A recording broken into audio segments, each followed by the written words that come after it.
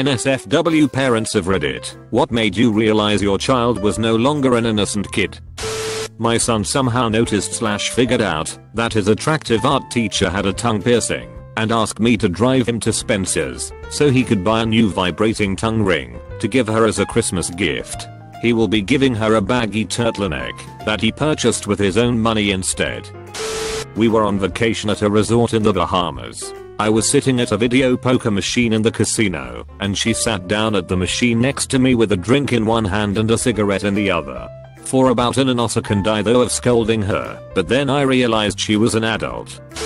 My kids like to roller skate and I don't mind taking them, so we go to the local place frequently. One night I look up and there is a herd of boys maybe in the 15 to 16-year-old range zoned in on something on the rink. As I watch, I realize that they are checking out my 13-year-old daughter's ass as she rolls by. Then I realized, oh crap, she has an ass. That's what I chased her mother for. I knew she was no longer an innocent kid because she had a smirk as she rolled by. She knew she was being checked out, and she knew what it meant. My little cousin has a great relationship with the man who is dating his mom, my first cousin. One day they were playing with Lego blocks, and my little cousin, who is 8 and just starting to learn about swearing, couldn't find a piece and said motherfucker. Mom's boyfriend gently explains the fine points of swearing to him, not scolding him, just letting him know that that's a big one and he can't say it at school or in front of his mom. Then the little guy, who again is playing Lego blocks with his mom's boyfriend, says, but aren't you a motherfucker? He was at a loss for words after that one. Browser history. I wish I was making this up.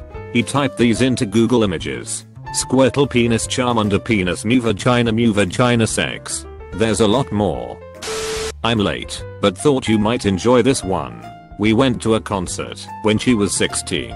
Yes, too old to be an innocent kid, but hey, I'm a dad. She's my baby girl.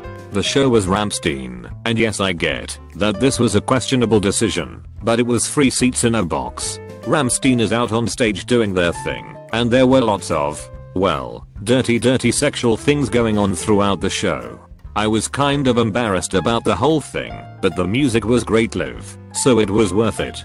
Then in one song, they lower a catwalk in front of the stage, and most of the band crawls along it, while the one dude dons a wig and dress, and whips them from behind, while they are going. I'm all wow, that's a little much. And my little baby girl responds with, yeah, what's with all the BDSM? Stepmother of a 9-year-old boy, 4th grader. The first time I caught him masturbating was the moment I realized he wasn't a baby anymore. When you see a kid every day, it's easier to recognize them as preteens. When you only see them every other Saturday night, it's like you don't have time to mature them in your mind. You don't see the metamorphosis, so it shocks you. I went in my room and cried. He wasn't the 2-year-old I had once met. He had grown into a real little person who touches his dick. Weird. My best friend's son is 5 1/2 right now, and one day she walked into their living room to find him completely naked, standing at attention, and sticking his little man parts into the couch cushion, then thrusting out, and then thrusting them back in.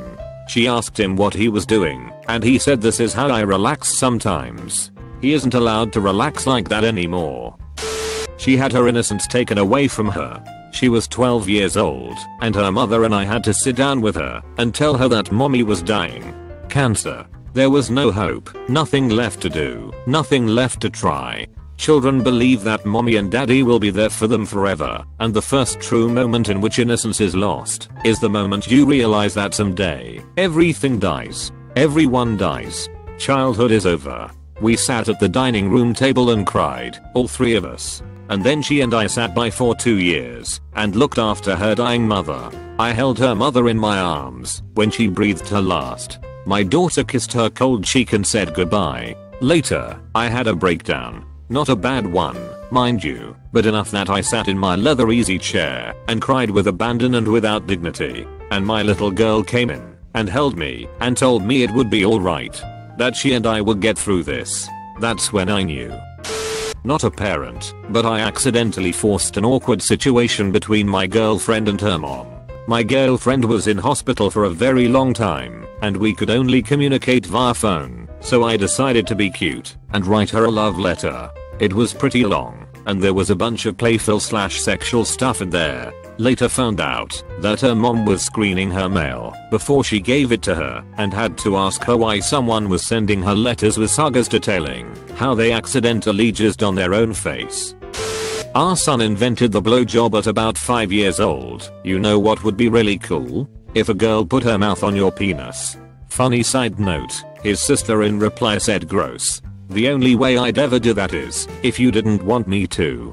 To which he replied, hey, don't put your mouth on my penis. Completely deadpan. She was 4 years old and was discovering her digital dexterity. She says to me, look what I can do, while extending her middle finger. She is flipping the bird. I say, you shouldn't do that. She replies, why do people keep telling me that? Not a parent. When my sister, 9, and brother, 8, hatched a seemingly genius plan to steal food from the school, they would take turns playing the "we're so poor, we have nothing to eat" card to gather large amounts of free school lunches and treats. After a week, they would pig out on their stash. I should note that my mom's a health nut, so they rarely get unhealthy food, but we are far from poor to the point of hunger. They were punished big time.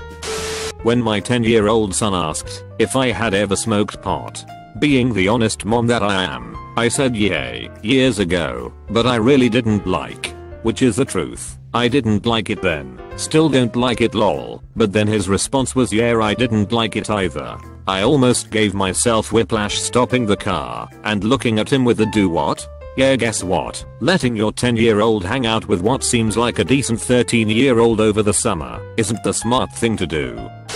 Not a parent, but my kid cousin.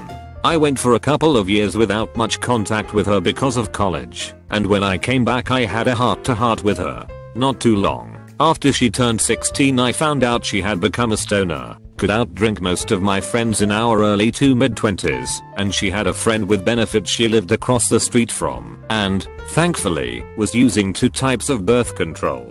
It was pretty shocking for me. I had been close to her till she was 14, and she had always been the cute little sister I never had while I was around. Late to the party, but my 11 years old son used up all 8 GB on his Galaxy tab and didn't know it. He asked me to fix it, so I told him that he used up all the memory and I'll have to go in and delete some. Turns out, it was loaded with Pornhub and video porn. I clicked on the most recent one, and there's 3 chicks in a bathtub bathing and putting soap on each other. Of all the hardcore stuff those 2 sites have, he's watching 3 hot chicks soap themselves and each other.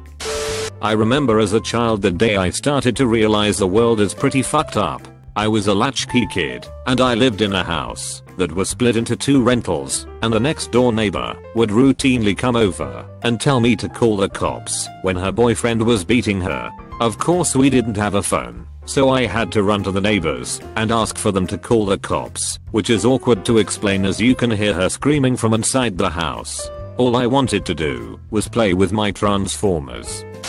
This will probably get buried, but here goes. My daughter is 7 years old and has some special needs. She's in a mainstream classroom at school, just has additional learning supports. Anyway, I spent my entire early years as a mother hearing psychologists and psychiatrists and professionals tell me that she would never be able to understand empathy. She blows my mind every day, breaking through their barriers. My estranged husband adopted her when she was 4. Anyway, earlier this year we were going through a sudden and very hard separation. My husband, her daddy, just up and left one day. Never visited or called or asked to see her. It was hard to say the least. Anyway, she was going through a lot and so was I. One day I saw him out with another woman. His ex-wife, to be exact. Holding hands and laughing. It crushed me to my core. I went home, went into my bedroom, and just sobbed and sobbed. My daughter came in and started stroking my hair and telling me she loved me. When I pulled myself together enough to look up at her, she gave me her sweet little smile and said, "It's okay to cry, because nothing sad is forever." I just held her tight and told her I love her over and over while I held her in my arms. She's one hell of an amazing kid. Her dad is missing out. Mine was this past summer. On the side of my lawnmower shed there was a pretty big spider, the kind that are really long and skinny and make the really intricate webs. Anyway, I call my 9-year-old daughter over to look at it. First thing out of her mouth, "What the fuck?" Yeah. I lost my innocence when I was 12. My dad died, and within months my mom started dating his abusive brother. About a year into that relationship, he beat the ever-loving hell out of me, think 6 feet 3 inches 240 pounds against a scrawny 13-year-old, and the cops showed up.